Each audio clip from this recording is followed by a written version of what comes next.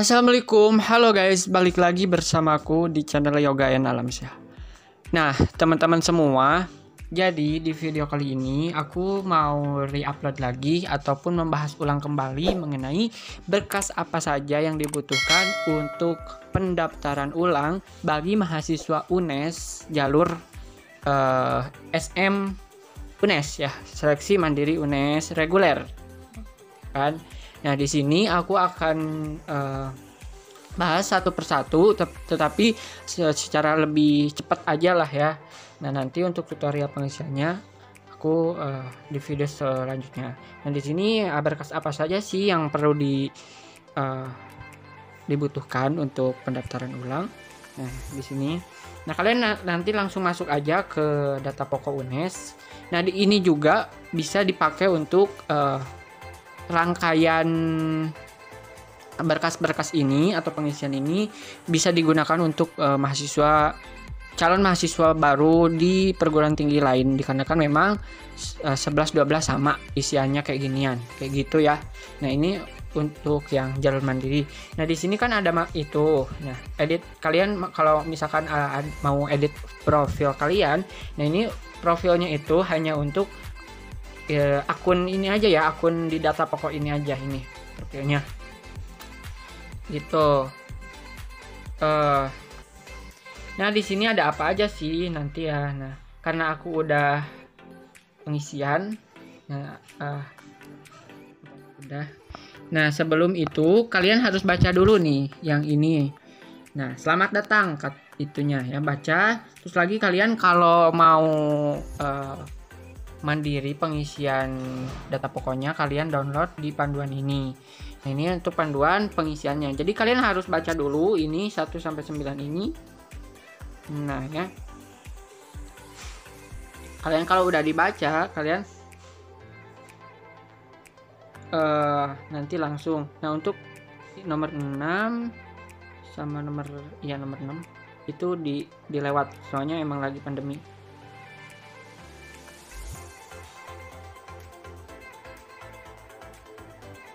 Oke, kita langsung aja ke pengisiannya.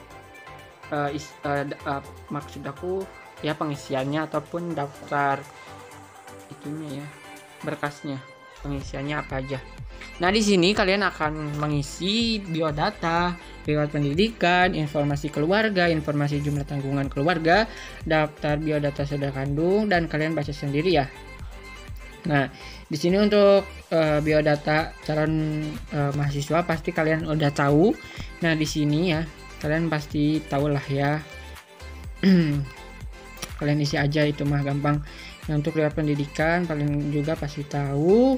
Terus lagi, nah, sekedar mengingatkan, ini hanya mengingatkan saja untuk pengisian data pokok ini akan berdampak ataupun sebagai tolak ukur penggolongan UKT ya, ataupun lolos atau tidaknya pendaftar KIP kuliah, kayak gitu ya. Diingat kembali kata-kataku ini. Jadi kalian harus sereal mungkin mengisinya, jangan ngadi-ngadi dan jangan ada yang dipalsuin juga ya. Kalau misalkan ada dikit juga nggak apa-apa sih, kalau dikit kayaknya bukan kayaknya ya, soalnya kayak nyesuaiin gitu kan, takut kegedean atau apaan apa ya kan. Tapi jangan sampai orang yang maaf berada gitu terus kayak mendaftar KIP kuliah dan si data-datanya itu dipalsukan. Jangan sampai itu ya. Nah, di sini aku jangan jadi banyak masuk informasi keluarga. Di sini kalian isi aja. Nah, yang aku akan jelasin ini di sini untuk data pekerjaan ayah tuh kan ayahku buruh. Nah, kalau buruh berarti itu ya. Nah, di sini ada deskripsi pekerjaan ayah atau wali. Nah, ini sekedar mengingatkan, kalau aku sih isinya kayak jelasin pekerjaan ayahnya itu. Misalkan kalau dulunya pekerjaannya itu nelayan, sekarang rubah tuh ataupun pindah profesi, berganti profesi jadi pedagang kaki lima ataupun apa kayak gitu ya. Jadi kalian harus jelasin serinci mungkin, ataupun emang dari dulunya sebagai buruh, ya udah buruh apa, buruh Kalau buruh kan di situnya cuma buruh doang. Nah, kalian lebih rincikan lagi kayak gitu. ya. Dan ibu juga sama kayak gitu. Ini secara cepatnya aja ya biar nggak lama. Nah, ini informasi keterangan. Nah, untuk ini misalkan kalian anak tunggal ya, nggak ada saudara kandung, kalian nol aja, terus lagi nanti tambahkan keterangan biar kalian bisa ngisi. Kalau nggak ditambah keterangan nanti nggak bisa diisi, harus diisi itu gitu ya. Nah, untuk data biodata saudara kandung dikarenakan memang nggak ada, aku nggak kayak lagi. Terus informasi rumah, nah ini penting sih. Kalau informasi rumah kalian harus jangan sampai ada kesalahan lah kayak gitu ya, nanti akan berdampak fatal pada itunya penggolongan UKT ataupun kelolosan KIP kuliahnya kayak gitu ya. Seperti yang aku jelasin, kalau masih misalkan kan di sini ada jenis informasi dan juga isiannya. Nah, misalkan isiannya itu belum kayak merasa kurang, kalian bisa jelasin di keterangan. Ya, misalkan tahun perolehan rumahnya itu 2000 berapa gitu. Nah, itu tuh rumahnya rumah siapa kayak gitu. Nah, misalkan ini misalkan ya kayak gitu dan yang lainnya. Nah, kondisi rumah di sini ada kondisi rumah, kalian ya isi aja ya kan. Nah, seperti yang aku jelasin, jangan lupa kalau misalkan dirasa kalian kurang rinci dalam pengisiannya, kalian boleh tambahin di keterangannya kayak gitu. Di sini ada MCK penerangan dan telekomunikasi sama ya, kayak gitu. Terus lagi lingkungan rumah sama lagi. Terus ada perabotan rumah tangga dan elektronik. Seperti yang aku jelasin tadi sama, kalau misalkan ada yang perlu dijelaskan, kalian bisa dijelaskan di keterangannya. Informasi sosial ekonomi keluarga sama juga. Oke. Nah, untuk kalian yang ada pertanyaan, misalkan kalau ini terlalu cepat, kalian boleh komentar di bawah ataupun DM di Instagram aku atau di Instagram admin yang satu lagi. Oke. Aku ini dipercepat aja karena memang pembahasannya itu tentang dokumennya doang.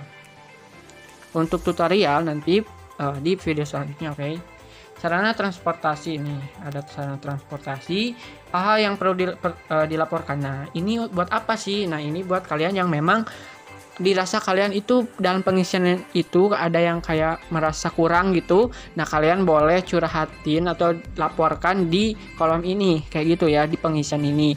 Nah, misalkan dalam pengisian tentang keluarga kalian masih kurang tuh, ataupun tentang apa aja pokoknya. Nah, kalian jelasin di sini. Kalau aku di sini dilaporkannya itu tentang keluarga, perekonomian dan juga pendidikan dan juga itu apa namanya, prestasi. Jadi kayak meyakinkan kayak gitu ya kan. Kayak gitu. Nah, di sini upload dokumen. Nah, ini upload dokumen pendukung ini penting banget. Ini kayak bukti bahwa ini gitu loh yang kita masukin data-datanya tuh, terus ini bukti nyatanya, bukti bangunnya ini ataupun bukti kwitansi ataupun hal-hal yang lainnya kayak gitu ya. Nah, di sini ada rumah tempat depan, rumah dari gang atau jalan masuk, terus panorama ruang tamu. Nggak di panorama juga bisa sih, cuman kalau di panorama kan bisa kelihatan seluruh, foto dapur, terus lagi ruang makan keluarga atau tengah. Itu kalau misalkan nggak ada ruang makan, terus pakai keluarga ataupun ruang tengah kayak gitu. Terus di sini ada kamar mandi, halaman belakang rumah, dan terus scan foto PKB, terus lagi kartu keluarga, terus rekening listrik atau bukti pembelian pulsa, terus lagi rekening telepon, rekening air atau telepon, terus slip gaji atau surat keterangan penghasilan orang tua. Nah, ini buat kalian yang memang kayak pedagang kaki lima, buruh, petani dan yang lain-lainnya, itu bisa dibuat surat keterangan penghasilan itu ke kelurahan atau desa kalian. Nah, nanti kalian boleh minta, nanti kalian yang ngasih datanya dan pihak kelurahannya yang buatin kayak gitu ya. Terus lagi PBB, terus lagi aplikasi kredit dan biaya pendidikan selama SMA, baik itu biaya sendiri ataupun keterangan beasiswa. Terus lagi NPWP dan surat izin usaha kayak gitu. Dan yang kedua terakhir itu riwayat organisasi dan peminatan. Ini peminatan nanti ketika udah kuliahnya minatnya sama apa kayak gitu, mau hima, mau organisasi daerah, mau BEM dan yang lainnya kayak gitu ya. Oke, mungkin segitu untuk video kali ini, semoga bermanfaat guys. Segitu ya untuk hal-hal apa saja yang nanti kalian isi. Buat kalian yang memang sekarang lagi nungguin pengumuman di kampus masing-masing, pengumuman jalur mandirinya ya kayak gini ya pengisiannya nanti. Dan juga ini untuk terus juga untuk camaba UNES yang baru lulus di jalur SM. Oke, mungkin segitu, see you next time, bye bye.